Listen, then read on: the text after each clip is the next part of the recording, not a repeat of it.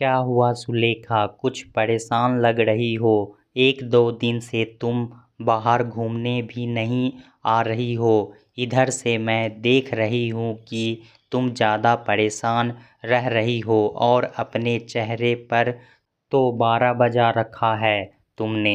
घर में तो सब ठीक चल रहा है ना? क्या करूँ, घर में आए दिन के झगड़े हैं। साथ में निभ नहीं रही थी तो एक बेटा ट्रांसफ़र करवा बाहर चला गया। छोटा साथ में है। सोच रही थी अब घर आराम से चलेगा, लेकिन अब नई समस्या है। कितना अभिमान था मुझे, मेरे बच्चों का शादी क्या हुई, ये तो बिल्कुल पराये हो गए। ऐसा नहीं है सुलेखा, आने वाली को क्या दोष देना। उसे तो जैसा माहौल दोगे वैसे ही शुरुआत करेगी। आज के बच्चों को घर में अपनी अहमियत चाहिए। उनकी व्यस्त ज़िंदगी में पहनना, खाना, कपड़े कोई विशेष महत्व नहीं रखते। उन्हें अपने हिसाब से खुले वातावरण में जीने दो, वो भी एडजस्ट करेंगे। कब, जब मैं चली जाऊंगी? पहले दोनों साथ थी तब थी वही झगड़ा, और अब मैं तो बिल्कुल चुप रहती हूँ। घर का एक कोना, और मैं किसी चीज़ में दखल अंदाजी नहीं करती। बस सारे दिन मेरे लिए 2 रोटी बनानी होती है।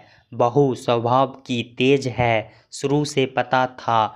मैं तो गलत देख भी चुप रहती हूँ, पर उसे तो हर चीज़ से परेशानी। तुम्हारे भी तो दोनों बहुएं मिल कर रहती है, साथ काम करती है। वो भी तो नौकरी करती है। तुम लोगों के भी आदर में कोई कमी नहीं। फिर देखो सुलेखा, मैं कुछ कहूँगी तो तुम्हें बुरा लगेगा, लेकिन तुम्हारी सबसे बड़ी कमी यही रही कि तुमने अपने हाथ से सब काम करने छोड़ दिए। अब अधिकार बहू को दे दिए तो फिर वो तुम्हारा पद लेने से कैसे रुक सकती है? क्या कहना चाहती हो तुम? कहते हैं अनुभव सब सिखा देता है। बड़ी बहू के साथ सास बनकर रही चलती थी। ये सब काम करे, सारा घर संभाल ले, अपने घर के तौर तरीके सिखाने के लिए मैं कामों में भी टोक लगाती रहती। बहू बहुत समय तक चुप भी रही, लेकिन देखो इतने कड़े अनुशासन में रखने के बाद भी वो बदल गई। जवाबदेही करने लगी, पहनने ओढ़ने में अपनी मनमर्जी करने लगी। ये सब देखा तो खुद को बिल्कुल बदल दिया। छोटी आई तो पुराने समय नियम बदल डाले। रसोई उन दोनों को सौंप दी। घर के कामों में दखल अंदाजी करनी बंद कर दी। दोनों की आपस में खींचातानी से झगड़ा होने लगा और बड़ी अलग हो गई। छोटी के साथ मित्रतापूर्वक व्यवहार किया। बहू को बेटी बनाकर रखो, वो कोशिश भी की, लेकिन वहाँ भी हार गई। और कितना बदलती अपने आप को। बताओ कहाँ गलत थी मैं? देखो सुलेखा, सबसे बड़ी गलती तुमने अपना अधिकार छोड़कर की है। यदि एक के लिए नियम बना चुकी थी तो दूसरी के लिए भी वही नियम रखती। घर परिवार रौब और तानाशाही से नहीं चलते, ना किसी एक को अधिकार देने से। तुम घर की बड़ी हो, जब कमान तुम्हारे हाथ में होती तो कुछ नहीं बिगड़ता। एक ही घर में 2 साल के अंतर में दोनों बहुओं के लिए अलग नियम क्यों?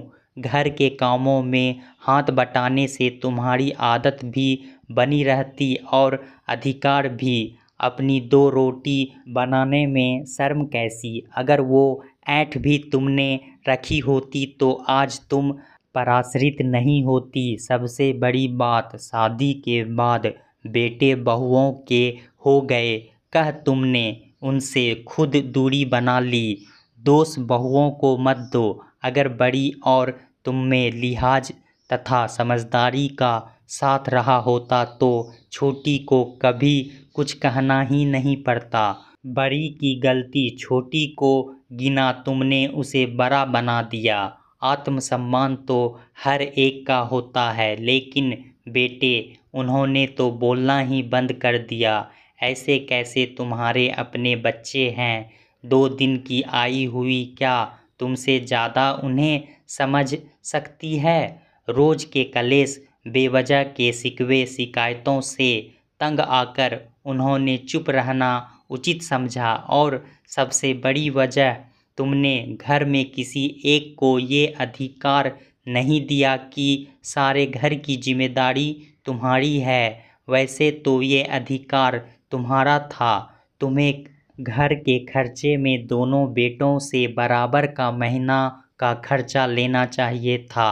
शादी से पहले और बाद की स्थिति दूसरी है। जब छोटे की शादी हो गई थी तो तुम्हें उसे भी घर के प्रति जिम्मेदारी समझानी चाहिए थी। एक ही इंसान के खर्चे से इतनी महंगाई के युग में कितने समय तक आरामदायक जीवन जिया जा सकता है? मिल बांट कर खर्चे से सुख सुविधाएं भी उठाई जा सकती है।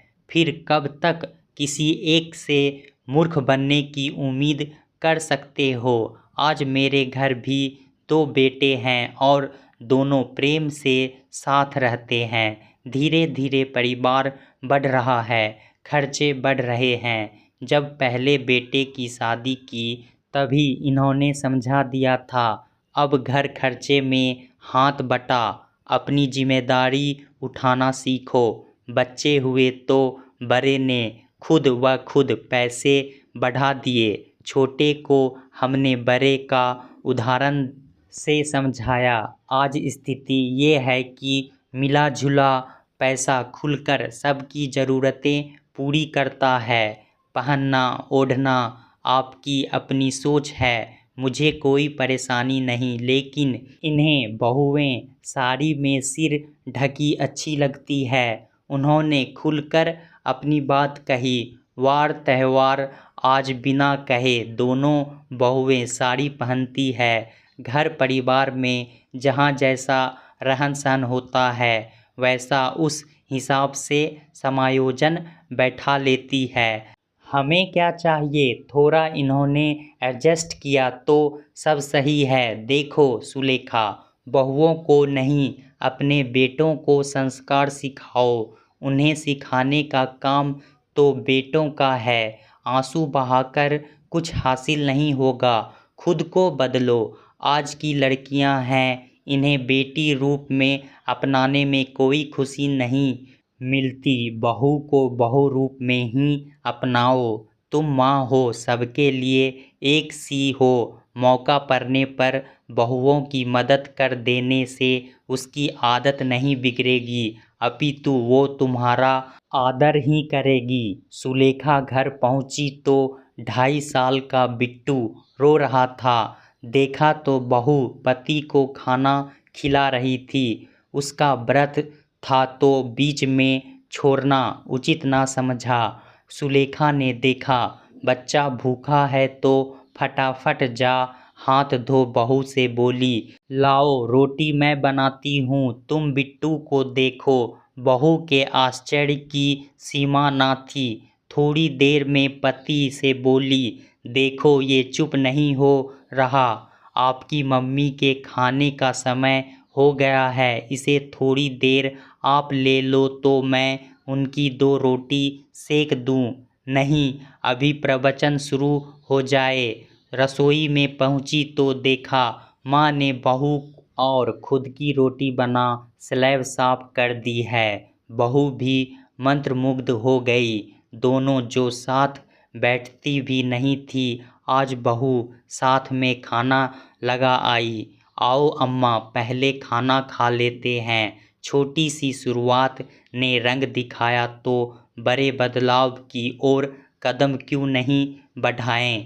एक दूसरे को दोष देने से कुछ हासिल नहीं होता। अपना बड़प्पन दिखा।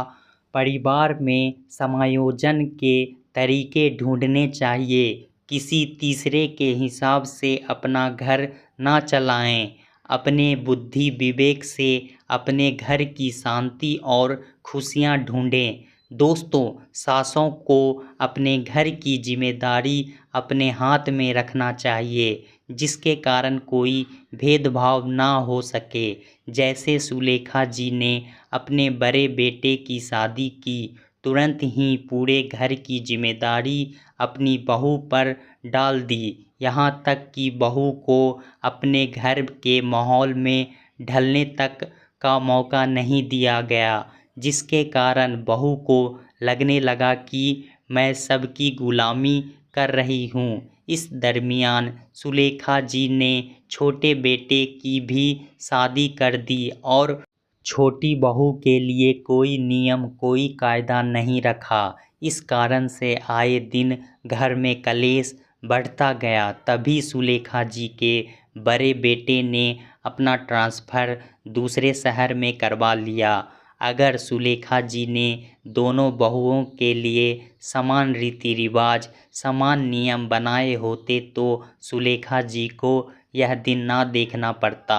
दोनों बहू बेटे में प्यार भी बना रहता और सुलेखा जी भी खुश रहती। अंत में सुलेखा जी ने अपने सहेली की बात मानकर अपने आप को सुधार लिया।